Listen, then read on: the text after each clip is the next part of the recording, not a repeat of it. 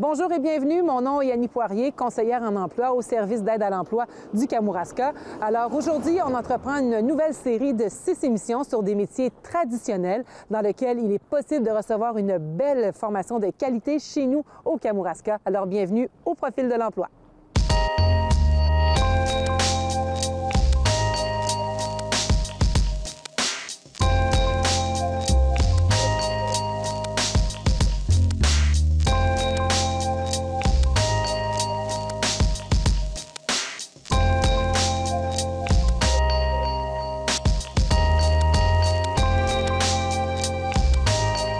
Alors, la cuisine, c'est un monde créatif, c'est un monde dynamique, c'est un monde où il y a beaucoup de possibilités. Au Québec, en fait, selon Emploi Québec, il y a plus de 45 000 personnes qui occupent un poste de cuisinier. Mais ce qu'on constate aussi, c'est que c'est souvent des emplois qui ne sont pas toujours super bien payés, qui sont parfois précaires. On y retrouve beaucoup de jeunes qui ne sont pas nécessairement toujours formés. Alors, c'est un défi de taille pour les restaurateurs d'avoir une main-d'œuvre adéquate qui s'investit et qui reste donc dans nos cuisines. Mais c'est un milieu, comme je vous le disais, hyper créatif où on peut vraiment se faire une place de choix, avoir une belle carrière. Et pour nous en parler aujourd'hui, on a rencontré dans un premier temps Étienne Dubé, qui est professeur et donc chef au programme de cuisine du Pavillon de l'Avenir à Rivière-du-Loup. On a aussi rencontré Pascal Bergeron, restaurateur, copropriétaire avec sa conjointe du Resto Pub Le Saint-Pascal. Et finalement, on est allé à la rencontre d'un chef français qui est arrivé au Québec il y a à peu près 18 mois pour partir son service de traiteur Brogui. Donc c'est M. Alain Brogui qui nous reçoit chez eux en plein cœur de sa cuisine. Question de se préparer au marché du travail, la cuisine du Pavillon de l'Avenir tient un restaurant haut de gamme qui est ouvert au public à quelques occasions durant l'année scolaire. Une façon pour la population de permettre aux cuisiniers de vivre la réalité d'un vrai restaurant et aux clients de savourer un repas gastronomique pour une fraction du prix. Parlez-moi de ce que c'est l'étudiant idéal en cuisine. L'étudiant idéal en cuisine, c'est quelqu'un qui est curieux, qui aime le travail debout, qui est énergique, qui aime apprendre ou encore découvrir, parce que on dit la cuisine, c'est l'art culinaire, c'est un métier d'art finalement. Si quelqu'un est créatif, bien, ça lui donne quand même déjà un bon départ. Alors, ça ressemble à quoi, le programme? Ici, c'est de la cuisine générale. Ici, on appelle ça une cuisine professionnelle, en réalité. C'est ce qu'on appelait avant, là, antérieurement, mais maintenant, c'est cuisine tout court, ce que le ministère a qualifié comme programme. Mais ce que je veux savoir, c'est est-ce qu'il y a des volets? Parce que ce que je me disais, c'est que cuisine générale, oui, mais en cuisine, on peut travailler dans un casse-croûte. On peut travailler sur un bateau. On peut travailler dans des usines. On peut travailler dans une cafétéria d'école. On peut travailler dans les restaurants. Alors, quand on dit général, ça repose sur quoi, les généralités? Nous, l'ensemble, c'est ça. Ce qu'on fait, le programme est divisé en 24 compétences, puis on voit un volet sur chaque compétence générale, en réalité. Mais ça peut aussi bien amener l'étudiant à travailler dans un casse-croûte ou la cuisine rapide, dans un milieu hospitalier ou encore carcéral ou peu importe la cafétéria. Puis ça l'amène aussi, dans les profils qu'on a d'étudiants, souvent, il y en a qui aiment mieux gérer des endroits où il n'y a pas trop de stress ou encore travailler à des endroits où il n'y a pas trop de stress. D'autres aiment travailler où il y a des coups de feu, où il y a le stress, ou etc. Moi, je viens du milieu d'hôtellerie. C'est sûr que quand j'ai commencé à enseigner, c'est ce qui me manquait le plus. C'était le coup de feu en réalité ou le challenge. Le feu, c'est quoi? C'est le chef C'est quand la salle à manger ouvre, puis là, ça se remplit plein de monde, tout ça. L'adrénaline change aussi un peu. Puis là, on a toujours comme défi de servir nos clients le mieux possible. Si on en sert 100 une soirée, bien, le lendemain, on aimerait en servir 101, 102, puis on va toujours progresser comme ça pour, relever des défis là, de chaque chose. Est-ce que vous avez des liens justement avec... Parce qu'on sait que l'un des problèmes dans l'industrie de la cuisine, oui, si on a un emploi en usine ou dans un CHSLD, on va avoir des horaires un peu plus normés, un salaire qui va être adéquat. Si on va dans le côté créatif, dans le cœur, dans la folie du monde de l'hôtellerie, là, c'est parfois autre chose. On entend des histoires des chefs qui n'ont pas de vie, à la limite, tout ça. Ce serait quoi les efforts que l'industrie aurait à faire? Parce que ça fait que vous avez quand même des difficultés parfois à recruter des gens. A priori, on n'a pas toujours la bonne image de ce que c'est en cuisine. Bien, c'est pas faux ce que vous dites aussi. C'est sûr que les horaires atypiques, c'est pas généralisé. Moi, il y a 20 ans ou 30 ans passés, c'était normal qu'on travaille les fins de semaine, le soir ou etc. Mais ça, on s'y entend. C'est sûr qu'on va manger au restaurant la fin de semaine, mais il y a des écarts salariales qui sont importants. Bien, moi, je suis pas prêt à dire non plus que c'est uniquement les écarts salariales. Là. Finalement, il y a aussi une passion du métier, il y a faire autre chose aussi, finalement. C'est sûr qu'il y a moyen de faire sa place aussi, puis il y a moyen de progresser aussi beaucoup. Mais je pense que l'industrie, elle a fait déjà un bon pas là, ce côté-là, puis elle donne des conditions de travail mieux qu'elle donnait avant. Moi, des fois, je raconte à mes élèves que moi, j'ai jamais été payé à l'heure. J'ai toujours été payé à la semaine. Ça fait qu'une semaine, c'est pas 40 heures, c'est 80, 90 heures. Mais on avait d'autres avantages, peut-être sociaux, qu'on peut dire, entre guillemets. Si vous avez une formation à suivre, le patron va payer la formation. Si vous avez allé visiter un salon, il va payer le salon. Peut-être juste l'uniforme, etc. Mais c'est certain que l'industrie fait son bout. Puis là, les heures ont déjà été normées. Je crois que beaucoup de monde ont des heures plus normées, mais c'est sûr que... Mais vous l'avez dit tout à l'heure, c'est l'art culinaire. Fait que il faut être passionné. Hein? Les chanteurs, au début, font pas toujours des sous. C'est ça. C'est presque un métier qu'il faut pas prendre comme un métier, mais vraiment comme quelque chose qui est comme viscéral. Pour être heureux, il faut que ça soit viscéral. C'est viscéral, c'est ça. Puis souvent, moi, je dis aussi, les premières journées d'école, bien, c'est le métier aussi, mais il faut s'entourer de gens qui sont à peu près comme nous. Si on a un conjointe, bien, c'est certain qu'elle, il faut qu'elle accepte qu'on va travailler les fins de semaine ou qu'on va travailler... Moi, j'ai une famille de 9 enfants. Mes frères et sœurs sont presque tous mariés, mais je suis allé aux noces, mais aux noces. 4 heures, 5 heures, le lendemain, je suis au boulot ou prendre une douche avant, puis c'est rapide, mais c'est un bout de chemin à passer aussi. Aujourd'hui, on est mieux, mais il y avait 20 ans. Mais vous vivez des grands moments quand même, parce que vous êtes au cœur de toutes sortes d'événements. Vous vivez toutes sortes, vous voyez toutes sortes de choses. La meilleure paye qu'on a, c'est sûr, c'est le client qui est content. C'est sûr qu'on ne va pas préparer un repas ou un événement pour un client puis dire « Yes, on va le rendre mécontent ou il ne sera pas content », mais c'est notre paye. Souvent, j'ai fait des gâteaux de noces ou de mariage, etc. Les gens disent « On touche pas à ça, c'est trop beau », mais alors, finalement, ma paye, moi, c'est que tu le manges ou que tu vas le... Tu sais, on dit que les gens n'ont jamais acheté autant de livres de recettes. On regarde à la télé, il y a des émissions, tu sais, la cuisine, quand on regarde la télé, c'est beau, c'est pas démocratisé, c'est pas accessible à tout le monde. Vous, j'ai l'impression que vous faites quelque chose qui est quand même plus accessible. Est-ce que ça vous aide, toutes ces émissions-là, ou ça nuit à la profession du fait qu'on en voit partout, comme chef superstar? Moi, je pense que ça nuit à la formation un petit peu parce que c'est trop scénarisé ou c'est trop facile, finalement, parce qu'on n'imagine pas le temps qu'il y a derrière ça là, pour faire une émission, créer une émission d'une demi-heure ou une heure, peu importe.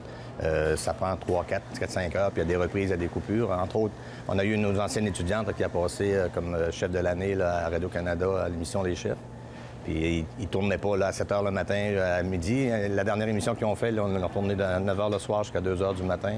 Après en avoir fait une, peut-être deux avant aussi, parce qu'on réserve quand même un plateau là, de tournage avec des gens qui sont payés pour faire le... C'est pas une fois par semaine comme on le voit à la télévision, puis ça arrive tout près, etc.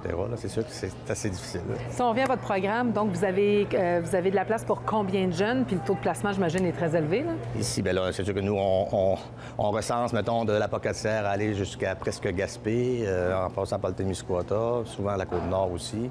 On a toujours 22 places de disponibles par groupe. On a déjà été jusqu'à 6 à 7 groupes qui fonctionnaient ici il y a 10-15 ans passés, mais maintenant, il y a eu une pénurie où les gens peut-être sont moins intéressés, ou il y a la baisse démographique aussi qui rentre en ligne de compte aussi, mais finalement, c'est ouvert à tout le monde. Puis maintenant aussi, on fait ce qu'on appelle l'intégration jeunes et adultes. Ça fait qu'on peut avoir des étudiants de 16 ans aller jusqu'à 60 ans. Des fois, c'est des réorientations de carrière ou encore des rêves que des gens avaient après un deuxième... Comme une deuxième profession, est-ce qu'il y en a? Oui, il y en a. Il y en a. Puis il y en a qui rêvent d'ouvrir leur propre entreprise aussi, ou un mini-café, ou un bed and breakfast, ou un petit restaurant. Ça, c'est plus simple, plus facile à dire qu'à faire, hein? Oui, les gens... oui. J'ai été restaurateur pendant 10 ans, et puis c'est sûr que c'est un autre projet, ça aussi. C'est pas la même game, disons. Qu'est-ce que tu aimes de la vitalité d'une cuisine? Ça va tellement vite aujourd'hui dans les choix culinaires des gens. Qu'est-ce que tu aimes, toi? Qu'est-ce qui te rend heureux? L'énergie, vraiment du gros travail d'équipe, de tout avoir la préparation à faire, mais aussi du travail seul où est-ce que vraiment tu as plein d'affaires à faire. Puis vraiment toute une journée, exemple, faire des grosses recettes, un gros repas, puis toutes les différentes manœuvres que tu peux avoir. Sûr que tu travailles dans le stress, pas tout le monde, ça fait pas à tout le monde le stress, mais moi je trouve que ça me fait bien, c'est de quoi j'aime, qu'il faut vraiment que tu travailles, il faut que tu prépares tes affaires et tout. C'est de l'amour aussi, la cuisine. Oh oui, c'est pas l'amour dans tes plats, il manque toujours un petit quelque chose. Quelqu'un de dynamique, disponible et fiable. C'est vraiment les choses qu'on regarde en premier là, lors de l'entrevue. On cherche des gens engagés, des gens dynamiques, des gens qui sont passionnés par ce qu'ils font. La vérité, je vous dirais, en entrevue, surtout, j'aime pas ça quelqu'un qui se montre une personnalité. J'aime bien quelqu'un qui aime qui dit vraiment, bien, attendez-vous pas que je vais être comme ça, je ne suis pas comme ça, je vais être comme ça. Moi, j'aime bien savoir tout de suite au début à qui qu'on a affaire. Être restaurateur comporte plusieurs défis et l'un d'entre eux est de trouver et surtout de maintenir le personnel. Le défi du recrutement est un enjeu majeur pour les restaurateurs. Je vous propose d'entendre à ce sujet Patrick Bergeron, copropriétaire avec sa conjointe du Resto Pub Le Saint-Pascal. Bien, nous, on est capable de former sur place. Bien entendu, on fait une itération à peu près annuelle de notre menu à la carte. Le menu du jour, il varie constamment. Mais donc, la part d'un cuisinier formé nous amènerait un input, peut-être des nouvelles saveurs qu'on apprécie. Mais on est capable aussi de prendre quelqu'un, de le former de A à Z, puis la personne peut devenir très autonome et éventuellement même travailler ailleurs, là, sans problème. Comment ça se passe? Parce que, évidemment, avant d'ouvrir la caméra, on parlait de toutes sortes de trucs, puis vous nous parliez entre autres de tout ce qui se passe dans le Bas-Saint-Laurent, puis il y a des restaurants qui ferment, d'autres qui ouvrent. Le recrutement, c'est un problème partout. Si on regarde à l'échelle du Québec, on en demande plus d'1 millier des cuisiniers. Vous m'aviez dit 2 choses intéressantes, c'est que d'abord, un cuisinier, ça peut être 3 à 4 spécialités différentes dépendant du type de restaurant dans lequel on choisit d'opérer, entre autres. Donc, recruter, ça demeure... c'est quand même un défi en ce moment? Bien, comme vous dites, là, oui, c'est un défi pour nous. On est encore en recherche au moins d'un candidat. Ça va bien, ça a déjà été pire, mais... donc, parmi les cuisiniers, ça va de l'aide cuisinier, de la coupe aux légumes, jusqu'à l'autre extrême, la création de recettes, l'accord 20 mai, qui demande des connaissances, des essais-erreurs dans le domaine créatif. Il y a toutes peut-être 4 ou 5 catégories de cuisiniers entre les deux. Donc, quand on recherche un cuisinier, si on ne connaît pas lequel de ces 4-5 catégories-là on veut, ça devient difficile encore plus. Et un cuisinier mal positionné ne sera jamais heureux. Donc, parmi tout le beau monde de la restauration, il faut en plus bien sélectionner le bon cuisinier au bon poste. Dans le bon restaurant. C'est ça, exactement. Donc, ça devient encore plus difficile de trouver le bon candidat au bon poste, si on veut, là, dans ce contexte-là de pénurie de main-d'œuvre. On peut peut-être rappeler que vous, l'an passé, vous avez fait parler énormément de vous parce que vous avez offert à vos employés, dans un souci à défaut dans les restaurants, il y a une marge de profit qui est parfois mince, de pouvoir offrir un salaire faramineux. Vous les avez amenés dans le sud, ce qui est quand même pas rien, selon s'ils étaient permanents ou temps partiel, ils se qualifiaient de différentes façons.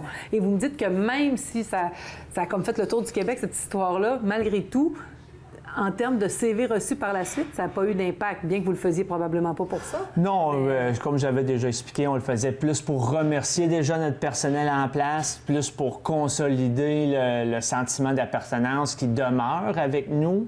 Mais comme vous dites, non, aucun CV. À la blague, probablement, j'en ai reçu de clients, peut-être 5 à 800, qui disaient qu'ils veulent venir travailler pour moi. Mais qui ne se seraient pas pointés à 7 h le matin venir tourner les blague, non, à la blague, je dis le prochain voyage est dans 2 ans. Fait que si vous venez travailler aujourd'hui pour nous, dans 2 ans, vous aurez probablement la possibilité de venir. Là, ça ne se rendait pas jusqu'à l'envoi d'un CV. Bon, ceci étant dit, non, c'était vraiment pour remercier. Puis non, dans un contexte où ce que... On essaie, on se compare et on vise un bassin de main-d'œuvre parmi toutes sortes d'industries aussi, là. Donc, un voyage dans le Sud une fois par année, non. Il n'y a eu aucun CV, aucune retombée économique directe, que ce soit en service ou en cuisine, non. Je dirais que le cuisinier est probablement dans le bas de cette catégorie de métiers professionnels, là, du fait de la fin de semaine et du travail de longues heures debout. Bien, donc, nous, ce qu'on vise, c'est d'offrir un salaire adéquat justement à nos cuisiniers. C'est comme nous, comme propriétaires, qui compensent pardonner parce que le salaire horaire de quelqu'un en avant puis un cuisinier, ça se compare pas du tout. Donc, c'est un juste salaire en fonction des compétences de la cuisine, bien entendu, du cuisinier. Si le cuisinier ne fait aucune commande, ne fait pas de recette du tout, bien, ça ne sera pas le même salaire qu'avec plus de responsabilités. Donc, on a une échelle salariale qui vient comme compenser cette disparité-là. Quand on regarde ça, quand même, il y a de l'ambiance en cuisine. C'est quand même un milieu où on peut s'épanouir, comme vous dites, qui est très créatif, quand on aime être sur l'adrénaline, si on est hyper actif, c'est une belle place, là. C'est la meilleure place au monde quand on... Premièrement, c'est un travail d'équipe dans un environnement restreint. Ça l'amène à faire exécuter plusieurs gestes et d'arriver à avoir une symbiose puis une synchronicité avec des partenaires de travail très, très, très étroites. Puis ça, lorsque ça arrive, ça devient un stimulant puis une valorisation, là. Je te dirais même que ma conjointe et notre cuisinière, là, peuvent réaliser un souper de fin de semaine dorénavant sans se parler. Donc, pouvoir faire 80 soupers en dedans d'une heure et demie, puis le faire tout en silence. Donc, cette synchronisation-là, puis cette symbiose-là, cette fluidité-là, malgré le rush, tu peux ne que vivre ça particulièrement en cuisine, là. Donc, c'est très gratifiant. Ça prendrait peut-être une belle campagne de pub, par exemple, pour le ministère du Tourisme, peu importe, pour montrer tous ces beaux moments-là qu'on vit en cuisine. L'espèce de cuisine spectacle, est-ce que ça vous aide, ça? Tu sais, les cuisiniers, on voit partout sur Zest Télé, les tatous, le party, la cuisine moléculaire. Ben nous, malheureusement, c'est pas de cette façon-là. Mais est-ce que c'est la vraie cuisine, ça? Est-ce que c'est vraiment ça, la vie de cuisinier? Ben pas du tout. Oui, quand on va créer un plat l'après-midi, quand il n'y a personne dans le restaurant, mais faire de la cuisine lors d'un service, c'est tout, c'est 180 degrés opposé là, à ce qu'on voit à la télé. Parce que, non, juste pour dire, un des points importants, c'est la salubrité. Hein, c'est le nerf de la guerre dans tout le secteur alimentaire. Donc, à la télévision, les gens portent pas de filet aux cheveux, portent des bijoux, nettoient pas les plans de travail. Je veux dire, c'est 180 degrés de tout ce qu'on montre ou ce qui est requis par le métier. Donc, oui, quand on va dans la créativité, c'est bien d'intéresser les jeunes, mais le contexte de production, qui est la majorité, au moins 50 du travail, c'est pas la réalité. Il y a donc un gros clash entre qu'est-ce qu'ils peuvent avoir emmagasiné comme image pendant des années versus qu'est-ce qui arrive, là. On n'est pas... Définitivement, faut aimer... On n'est pas dans la cuisine de Ricardo, là. Non, malheureusement, non. C'est pas comme ça, qu'on fait une salle de manger. Il faut peut-être voir ça plus comme les émissions américaines, là. Gordon Ramsay, là, qui crie après le cuisinier pour faire avec chacun sa tâche puis aller le plus vite possible. Là, mais ça, c'est l'autre extrême, je te dirais. Là. Quand on est bien préparé, puis tout est le secret du succès en restauration. Dans les périodes où il n'y a pas de clients, d'arriver à faire une belle mise en place, bien se préparer, adapter nos recettes, pour que, lorsqu'arrivent les moments de plus fort achalandage, d'être prêt, qu'on appelle un jardin. Quand on est prêt, là, je veux dire, les cuisiniers font beaucoup de clients, ne dégoûtent même pas, il n'y aura pas, justement, de fatigue. Le souper va terminer, ils sont prêts, il va arriver 9 h, le temps sera même pas écoulé, le rush va être fini, on s'en va chez nous, la journée est finie. Donc, c'est probablement ça qui est le plus intéressant de ce métier-là. On se prépare bien, on donne un coup, puis après ça, la journée est finie. On se déplace maintenant dans la cuisine de Alain Brodji, un nouvel arrivant dans la région. Alain ouvre sa propre affaire, traiteur Brodji à la Pocatière, il y a quelques mois. Le chef ne peut que constater le manque de valorisation du métier de cuisinier au Québec. Le milieu de la restauration a son examen de conscience à faire pour rendre à nouveau ce métier attractif auprès de la relève. Une chose demeure certaine, le métier de cuisinier est avant tout une affaire de cœur et de passion. C'est le mot magique pour y être heureux. Il faut aussi prendre le temps de cerner quel type de cuisine on veut réaliser. Gastronomie, casse-croûte, cuisine en établissement de santé, il faut prendre le temps de regarder l'ensemble des possibilités qu'offre ce milieu. Une chose est certaine, on a pu rencontrer au Pavillon de l'Avenir des futurs chefs qui ont de l'ambition. J'ai été formé en Suisse. J'ai commencé ma formation dans les années 85, où j'ai fait... Chez nous en Suisse, on a des formations qui durent 3 ans. Donc, pour devenir cuisinier et avoir un certificat de cuisinier, on a 3 ans en formation continue chez un patron. Donc, à la base, moi, j'ai fait 3 ans dans un hôpital où j'ai appris les régimes, j'ai appris la diététique. C'est pas en salle? Jamais, non. Nous, on travaille en pratique, en cuisine, et on fait de la pratique sous les ordres du chef de cuisine. Il y a des chefs exécutifs dans toutes les grosses brigades. Et là, j'ai eu ma formation sur 3 ans pour arriver à un certificat fédéral de capacité de cuisinier. Agréable. Ouais. Alors, c'est quoi l'avenir de la profession, selon vous? Ce que je Les trouve... restaurateurs vous diront qu'ils n'ont pas le moyen de payer davantage. On prend un endroit comme le Kamouraska où on vit de la saisonnalité, il y a beaucoup de facteurs qui font en sorte qu'on a une bonne ou une mauvaise année. Oui, tout à fait. Moi, ce que je trouve à l'heure actuelle, c'est que la difficulté, en fait, c'est que vous avez le restaurateur. Moi-même, j'ai été restaurateur. J'ai eu mon propre restaurant pendant 10 ans, avec des employés. C'était difficile parce que vous avez, comme vous dites, les bons moments, les mauvais moments. Il y a les hautes saisons, les basses saisons. Et puis, payer un collaborateur, ça coûte cher. On ne peut pas augmenter le salaire du collaborateur. Par contre, on pourrait lui donner un petit peu plus de vacances, un petit peu plus de lest au niveau des horaires. On pourrait lui arranger des horaires afin qu'il ait une vie de famille. De ce que je me rappelle, j'avais des employés, des sommelières par exemple, qui avaient des enfants en bas âge. On leur arrangeait leurs horaires. Elles faisaient des horaires coupés, par exemple, pour pouvoir s'occuper des enfants quand ils rentraient de l'école. Parce que c'est une profession où, dans le fond, on donne tout aux clients, puis on garde plus grand-chose pour nous. La journée, elle commence à 8 heures, puis bon, ici, ça se finit un petit peu plus tôt parce que les gens mangent quand même très tôt au Québec, mais en Suisse, votre journée, elle se finit à minuit. Puis vous avez une petite coupure de, on va dire, 2 heures de temps l'après-midi pour aller faire une sieste, pour tenir, on va dire, le stress de la journée. Moi, ce que je regrette, c'est qu'on a un petit peu banaliser la cuisine sur beaucoup de choses, sur les réseaux sociaux, sur peu importe, sur Internet. On dit que c'est facile de cuisiner. Non, la cuisine, c'est un métier, puis c'est plusieurs métiers. Parce que la cuisine, on doit savoir préparer de la viande, on doit savoir la désosser, on doit savoir préparer le poisson, on doit savoir faire de la pâtisserie, de restauration.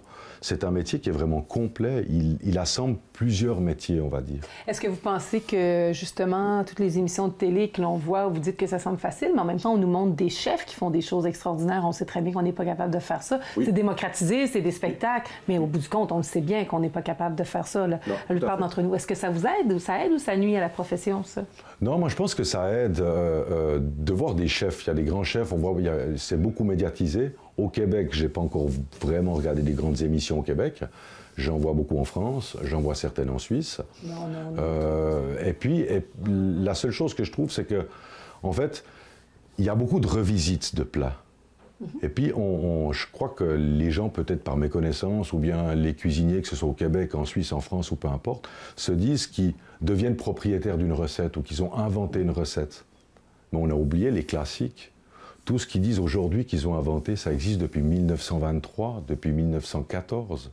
Moi-même, j'ai des ouvrages, des premiers écrits des recettes de cuisine qui ont été faites par Escoffier ou peu importe. Il y a eu les frères Trois-Gros, c'est les écrivains de la cuisine, en fait, à la base.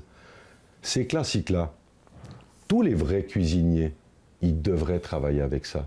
Qu'est-ce que vous diriez aux jeunes, quand même, pour les convaincre d'aller en cuisine? T'sais, en se disant que la cuisine, ce n'est pas que le fast-food. Donc, même si on a des cours qui sont d'1 an ici, il y a quand même une bonne base. Après, on peut continuer de se perfectionner. Là. Faut que ce soit une passion. Moi, souvent, on me demande, puis on me dit, c'est quoi ta passion? Je dis, c'est la cuisine. On me dit, oui, mais ton métier, c'est cuisinier. Je dis, et puis? Quand je ne fais pas mon métier, je vais lire un livre sur la cuisine. Puis je vais continuer à aller chercher qu'est-ce qu'il y a eu comme changement au niveau de la nourriture. Est-ce qu'il y a des plats que je pourrais faire ici? Est-ce que je peux trouver la marchandise ici? Je suis toujours en train d'aller chercher des nouveautés. Bonjour, mon nom est Simon Castonguay. Je suis recruteur et conseiller en emploi au SE Kamouraska. Aujourd'hui, je vais vous parler des services qu'on a développés pour les entreprises, le service d'aide au recrutement.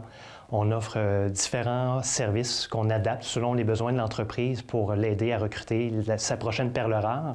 Ça peut débuter par l'analyse de poste, le texte qui va composer le descriptif d'emploi et même l'affichage des offres d'emploi. À quel endroit on l'affiche, pendant combien de temps. On peut s'occuper également de faire le tri des candidatures, faire de brèves entrevues téléphoniques pour maximiser ce premier tri-là. Il est possible également de composer des grilles d'entrevues, d'être présent également à ces entrevues-là pour vous aider à prendre une décision. Et évidemment qu'on peut être là à la conclusion, faire les vérifications des antécédents d'emploi de ces candidats-là et une recommandation finale de la personne qui serait, à notre avis, la personne embauchée pour vos services. Alors voilà, c'est tout pour aujourd'hui. Merci à vous d'avoir été là. Merci à l'équipe aussi qui nous a permis de tourner cette belle émission. N'hésitez pas à faire appel au service d'aide à l'emploi du Kamouraska pour la rédaction d'un CV, des précieux conseils. Des fois, ça fait du bien de consulter quelqu'un qui peut nous aider dans nos recherches pour un nouveau travail ou un nouveau défi professionnel. Et puis, on vous donne rendez-vous très, très prochainement où on mettra encore une fois les projecteurs sur des métiers qui sont disponibles ici chez nous au Kamouraska.